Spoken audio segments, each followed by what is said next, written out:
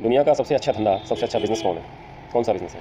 क्या आप जानते हैं? आप सब जानते होंगे शायद। लेकिन भारत के संदर्भ में उस चीज़ को मैं क्या कहूँ? दुनिया के अलग-अलग देशों में भी ऐसा होता है, अलग-अलग धर्मों में भी ऐसा होता है, लेकिन भारत में दुनिया में सबसे ज़्यादा होता है और सबसे ज़्यादा पैसा कमाने वाले लोग इसी धंधे से आते हैं। जी हाँ, वो है धर्म का धंधा। महात्मा ज्योतिबा फुले कहते थे, जैसे मोची का काम है जूते की सिलाई करना, धोबी का काम है कपड़े की धुलाई करना, इसी तरह से ब्राह्मण का काम है पूजा करना, पाखंड फैलाना, और वो उसी से पैसे कमाता है। ये धर्म नहीं, एक धंधा है। और इस चीज़ के जितने भी जागरूक लोग हैं, बहुजन समाज के लोग, बेसारे गवाह हैं, वो सब जानते हैं। इस धंधे में कैसे उतरा जाए? सबसे पहले आपको एक विशेष प्रकार के, विशेष रंग के, यानी भगवा रंग के कपड़े पहनने होंगे। आजकल तो कई ऐसे सूटेड बूटे बाबा भी आ गए हैं जो कपड़े नहीं पहनते इस तरह के, लेकिन वो टाई बेल्ट लगाते हैं और फिल्में भी बनाते हैं, लेकिन उनके पीछे भी जनता दीवानी है। इस देश में धर्म ने अपना जो जड़ें हैं इस कदर जमा ली हैं कि लोगों को उसके अलावा कुछ समझ नहीं आता। आज भारत देश की हालत इस तरह की हो चुकी है कि यहाँ भ्रष्टाचार, बेरोजगारी, महंगाई चरम पर है। लोग बेरोजगार हो रहे हैं। इतनी बेरोजगारी कभी भी नहीं थी। रोजगार खत्म होते जा रहे हैं, सरकारी रोजगार खत्म होते जा रहे हैं, प्राइवेट उद्योग धंधे भी नहीं चल रहे हैं, तो उनमें भी खराबी है, उनमें भी दिक्कत है, उनमें भी रोजगार नहीं मिल पा रहा है। कुल मिलाकर आम लोग, व्यक्ति की व्यवस्थाएं खराब हैं, आम आदमी की व्यवस्थाएं खराब हैं, लेकिन फिर भी लोग धर्म के धंधे में इस कदर लिप्त हैं कि बाकी लोग जो उनके अनुयायी हैं या आम पब्लिक है जो बहुत ज़्यादा धार्मिक है, वो अपना बेरोजगारी, महंगाई, भ्रष्टाचार, भूखमरी सब भूल जाते हैं। बस उनको धर्म चाहिए। आजकल सावन का महीना चल रहा है, उसमें देखिए आप सड़कों पर किस कदर भीड़ है, खासकर गंगा की तरफ से आने वाले और जाने वाले सड़कों पर भयंकर भीड़ है। वहाँ वाहनों के लिए एक तरफ का रोड खोल रखा है, आओ जाओ, एक तरफ का रोड केवल कांवड़ यात्रा वालों के लिए रखा है, और जहाँ एक तरफ का नहीं खोला गया है, ऐसा व्यवस्था नहीं हो पा रही है, वहाँ उसी रोड में से आधे रास्ते में वो विचरण कर रहे हैं। मतलब लोगों के पास कितना पैसा है, लोगों के पास कितनी नासमझी है कि वो अपना सालों तक, महीनों तक पैसा इकट्ठा करते हैं, उसके बाद ऐसे आयोजनों में, ऐसे चीज़ों में फेंक देते हैं। अभी आने वाले सावन के बाद में फिर चलेगा दुर्गा देवी का कुछ चलेगा प्रोग्राम, 7-8 दिन तक रहेगा, उसमें लोग नाच गाने करेंगे, उसमें बहुत सारे वो करेंगे।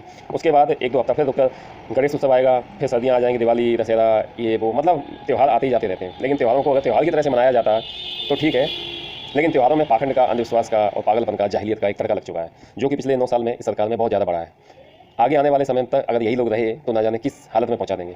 आज ज्ञान विज्ञान से कोई मतलब नहीं है। व्हाट्सएप यूनिवर्सिटी से और ये IT सेल वाले जो इस तरह की चीज़ें परोस रहे हैं, तो और खासकर देश का मुखिया कभी नाले की गैस से चाय बनाने की बोलता है, कभी कुछ और, जो चीज़ संभव नहीं है वो सब चीज़ें, और लोग जाहिल बनते जा रहे हैं। कोरोना आया था, कोरोना का जो आया था या लाया गया था, उस वक्त लोगों से थालियाँ बजवाईं। इनके बड़े बड़े जो प्रायोजक हैं, जो बड़े बड़े फिल्मी सितारे हैं और वो सब लोग हैं, उनको भी थालियाँ बजवाई गई, उनको पैसे देकर थालियाँ बजवाई गई ताकि आम जनता भी इस तरह का प्रयोग करें। इंडिया भर में लोगों इतनी थालियाँ बजाई, इतनी ड्रम बजाए, इतने चादरें बजाई कि तोड़ तोड़ के फोड़ दी। उसके बाद मोमबत्ती जलवाई और भी सब तरह की चीज़ें कराई। तो ये समय समय पे ये सब चीज़ें होती क्यों हैं, ये हम बहुजन समाज के लोग नहीं समझ पाते हैं। ये समय समय पे इसलिए की जाती हैं ताकि वो लोग आपकी, जैसे डॉक्टर होता है ना, बुखार कितना आया समय समय थर्मामीटर लगा के चेक करता है, और समय समय पे वो बुखार चेक करने वाली मशीन से बुखार चेक करता है। इसी तरह से ये जाहिलियत चेक करने वाला का एक तरीका है। आप कितने जाहिल हैं, अभी कितना % जाहिलियत रह गई आपके अंदर, आप थोड़े हैं या पूरे हो चुके हैं, या बढ़ गए या घट गए हैं। ये इस तरह की मूर्खतापूर्ण कारणों चीज़ों से मतलब बढ़ जाता है, पता चल जाता है सरकार को कि हाँ, ये जाहिलों की संख्या कितनी है हमारे देश में। और उसी तरह से वो नीतियाँ बनाते हैं। आज देखिए, अभी CAG ने रिपोर्ट दिखाई है, रिपोर्ट उजागर की है कि जो प्रधानमंत्री का जो आयुष्मान कार्ड योजना है ना, उसमें यानी 76 लाख करोड़ का घोटाला किया गया है। कैसे किया गया है? मरे हुए आदमियों का इलाज करते हुए दिखाया गया। जो आदमी जिंदा है उनको भी मरा हुआ दिखा दिया। एक ही आदमी की बीमारियों को दिखाया गया और पैसे निकाले गए। लाखों नंबर ऐसे हैं, सेम नंबर 99999999 888888887777 इस तरह के नंबर दिए गए हैं उसमें, जिनका कोई वजूद नहीं है। लाखों लोगों का इलाज ऐसे ही कर दिया गया कागजों में, और 20-20, 30-30, 50-50 हज़ार, 1-1 लाख रुपया, 5 लाख तक की लिमिट होती, 3-3 लाख, 3.5 लाख, 4-4 लाख रुपया निकाल दिए गए। तो इसमें संलिप्त कौन होता है? जैसे व्यापम घोटाला हुआ था, उसमें सरकार शामिल थी, ऐसे ये इसमें सरकार शामिल है। सरकार के ये एक्चुअली दरअसल सरकार में नीतियाँ इस तरह की बनाई जा रही हैं जिनसे उनके जो चाहते हैं उनको लाभ ले सके, और वो लोग लाभ ले रहे हैं। बहुजन समाज के लोग हैं नहीं कहीं पर, ना ऊँचे पदों पर हैं, कुछ मंत्री संतरी हैं भी तो वो गुलाम हैं, दल्ले हैं, या फिर मतलब डरपोक हैं, इसी तरह के लोग हैं। तो इनसे कोई उम्मीद रखनी नहीं चाहिए। जनता है, जनता को धर्म में उलझा दिया गया है, धर्म के अलावा उनको कुछ सूझता नहीं है। जो जागरूक लोग हैं उनको डरा के रखा गया है, और वो मुट्ठी वाले वो कुछ कर भी नहीं सकते। जब कुछ करने का सोचेंगे तो उनको अपने लोग ही उनकी ऐसी तैसी कर देंगे। तो हुआ क्या, ऐसे निर्लज्ज हो गए, निर्लज्ज हो गए और बेहतरीन तरीके से अपना पूरा काम कर रहे हैं।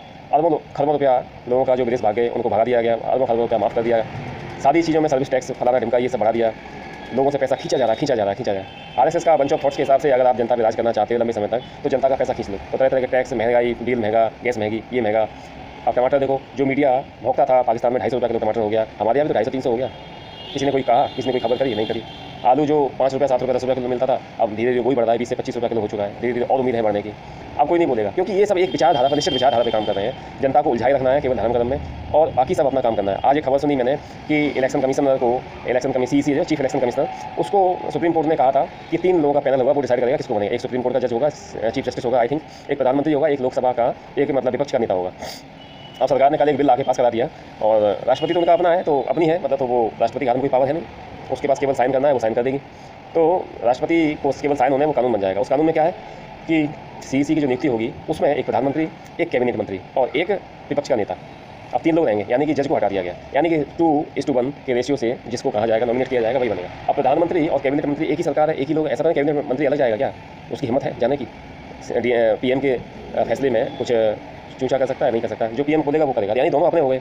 अब एक बचा विपक्ष का नेता, उसे हटा दिया जाए, रख दिया जाए, कोई फर्क नहीं पड़ता। उन्होंने कहा आनंद मिश्रा को बनाएंगे, मंत्री बोला आनंद मिश्रा को बनाएंगे, उसने कहा नहीं दीपक चौरसिया को बनाएंगे, तो नहीं, वो 2-1 के उसमें अनुपात में खारिज हो जाएगा, 2 मतों से ये है जीत जाएगा, यानी उसका होना ना होना बराबर है। तो ये लोग सदा से दुष्ट रहे हैं और उसी दुष्टता का उपयोग आज भी कर रहे हैं। इसीलिए मैं आपसे कहना चाहता हूँ, आप तो जागो भाई, थोड़ा सा समझो चीज़ों को। बहुजन समाज के लोग जो समझ नहीं रहे हैं, आप, मैंने अभी हाल में देखा, मेरा जाना हुआ गंगा की दिशा में जाना हुआ, तो देखा कि लाखों लोग, पूरे गांव के गांव, टोल के टोल, जत्थे के जत्थे लोग जा रहे हैं कांवड़ में। महिला भी शामिल हैं, बच्चे भी शामिल हैं, डीजे की धुन पे नाच रहे हैं, गा रहे हैं। क्या कर रहे हैं? ये क्या हो रहा है भाई? ये कैसा धर्म है? ये क्या चीज़ है? ये छोटे छोटे बच्चों को आप पागल बना रहे हैं। आप तो पागल हो ही चुके हैं, अपने बच्चों को ही पागल बना रहे हैं। कैसे चलेगा ये सर? अभी भी समय दोस्तों, चेत जाओ, वरना आगे मटकी और पीछे झाड़ू बांधने में देर नहीं लगेगी। कब हो जाएगा तुम्हें खुद ही नहीं पता चलेगा। तो वीडियो की शुरुआत में मैंने कहा था, जो धंधा है धर्म का, ये सबसे ज़्यादा प्रॉफिटेबल है भारत में, और इस धंधे को करने वाले लाखों करोड़ों संत महंत, बड़े बड़े महात्मा, बड़े बड़े देवता, जिनको बड़े बड़े ना जाने क्या क्या की उपाधियाँ दी गई हैं, शंकराचार्य, फलानाचार्य, ढिमकाचार्य, और ये लोगों को किस कदर मूर्ख बनाते हैं, किस कदर मूर्ख बनाते हैं, ये आप समझ सकते हो। बड़े बड़े संत महात्मा बड़ी बड़ी फिल्में बना रहे हैं, नाच रहे हैं, गा रहे हैं, है ना, लोगों को मूर्ख बना रहे हैं। कोई अपना पर्स खोलो, उसमें फूंक मार देता, पैसा आ जाएगा। आप चीनी नहीं खाते, चीनी खाओ। आप केला नहीं खाते, केला खाओ, कृपा आना चालू हो जाएगी। और ना जाने किस किस तरह का जाहिलपन। कोई डांस करता है, कोई लड़कियों को लेके अपने पास चिपका लेता है, किस करने लगता है, और ना जाने क्या क्या, किस किस तरीके के वीडियो आते हैं, देखते हैं, किस किस तरीके के बाबा हैं। लेकिन उन बाबाओं का क्या कसूर, जब करवाने वाले तैयार बैठे हुए हैं, इस तरह से पागल बनने वाले पागल बने बैठे हैं, पागल बनने को तैयार बैठे हैं, जाहिल जो है और जाहिल बनने को बैठे हैं, तो उन बाबाओं का क्या कसूर? इसलिए समझदार लोग चाहो तो इसी धंधे को कर लो, बढ़िया रहेगा। मैं क्या कहूँ, मेरे पास शब्द नहीं है, हर बार मैं कुछ ना कुछ लेके आता हूँ। पिछले हफ्ते एक वीडियो बनाया था, ये सम्मान की बात की दूसरी कड़ी है। आप इसे समझिए, देखिए, आपको क्या करना है क्या नहीं करना है, ये डिपेंड करता है आपके ऊपर। मैं अपनी बात को यहीं समाप्त करता हूँ। जय भीम, जय भारत, जय संविधान, जय ज्ञान विज्ञान।